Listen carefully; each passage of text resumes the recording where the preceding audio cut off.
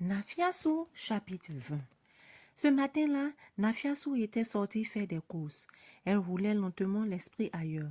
Que de temps avait passé depuis sa fuite d'Amoinko. Les souvenirs défilaient rapidement dans sa mémoire. Depuis sa mère qu'elle n'avait jamais connue jusqu'à son fils.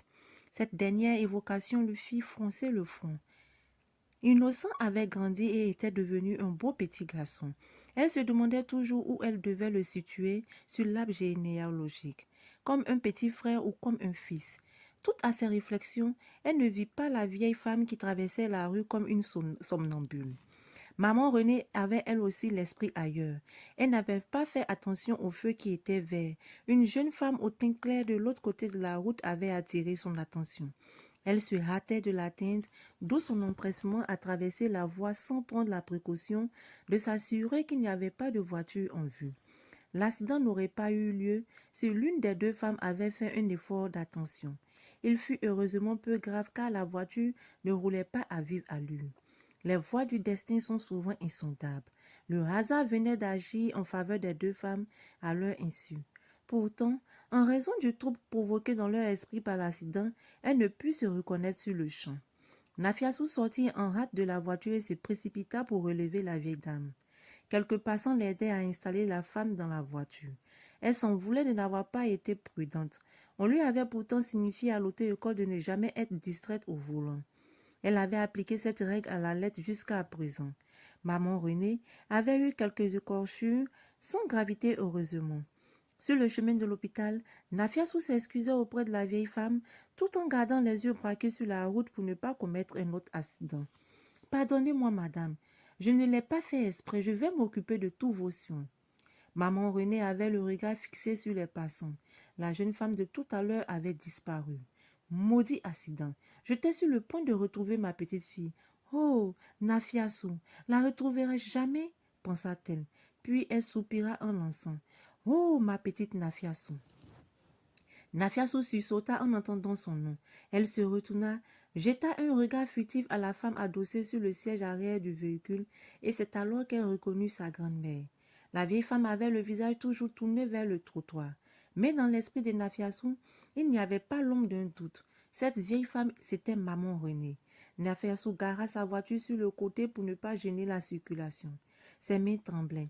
Elle ne pouvait plus conduire. Les larmes brouillaient sa vue. Un silence de quelques secondes se répandit dans le véhicule faisant un contraste avec le brouhaha des alentours. Nafiasu se retourna vers sa grand-mère, le visage mouillé de larmes. C'étaient des larmes de tristesse et de joie mêlées. En même temps qu'elle avait retrouvé sa grand-mère, elle avait failli la tuer avec sa voiture, pensa-t-elle. Ce moment, elle avait si longtemps espéré qu'elle était prise au dépourvu. Les séances de soins à l'hôpital pouvaient attendre. « Regarde-moi bien, maman. C'est moi ta petite Nafiasu. Ne me reconnais-tu pas? J'ai tellement espéré te retrouver un jour.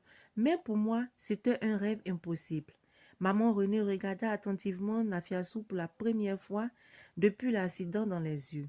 C'étaient vraiment les mêmes traits, les mêmes grands yeux, la même chevelure. Le maquillage l'avait quelque peu transformée, mais elle la reconnaissait à présent. Nafiasu, ma petite Nafiasu, quel bonheur! Je suis enfin heureuse. Ce seul jour de bonheur me suffit. Je peux à présent mourir en paix. Non, ne me dis pas cela. Tu resteras avec moi pendant le reste de tes jours. Tu n'auras plus à souffrir du froid ou de la faim. Je suis là et j'ai les moyens de veiller sur toi. Allons à l'hôpital ensuite, nous reviendrons chez moi et je te raconterai toute la partie de mon histoire que tu ne connais pas. Nafiasu remit le contact et fit démarrer sa voiture. Autour d'elle, c'était le méli-mélo habituel des grandes villes. À l'intérieur du véhicule, deux femmes étaient au comble du bonheur. Charles n'était pas encore rentré du travail. Nafiasu fit asseoir maman Renée dans l'un des canapés. Le boy vint lui servir un jus de fruits. La vieille femme regardait autour d'elle émerveillée. Nafiasu raconta les raisons de sa fuite du village, ses mésaventures en ville, l'hypocrisie d'Ali. Le comportement indigne de Kassem que Kassem avait eu envers elle, le fruit de son esthète qui pesait tant sur sa conscience et la faisait souffrir. L'amitié sincère et la gentillesse d'Antona dans cette société qu'il avait rejetée. Sa rencontre avec Charles le jour où elle avait décidé de se suicider. J'aime tellement Charles, maman.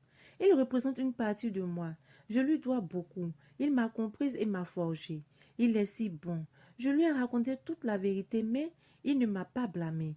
Il m'a accepté et a adopté mon fils. C'est lui qui m'a fait connaître du grand public. Là-dessus, Nafiassou raconta à sa grand-mère l'histoire du concours. Elle alla chercher le magazine et vint le lui montrer. Regarde, fit-elle. Tiens, j'ai le même ici, dit maman Renée. C'est mon amie qui me l'avait donné. Elle défit un bout de son pagne de dessous et en sortit un papier soigneusement plié qu'elle déballa. C'était la couverture d'un magazine de mode. Les photos étaient identiques. Elles éclataient de rire quand Nafiassou relata les circonstances dans lesquelles les photos avaient été prises. Ainsi s'achève le chapitre 20.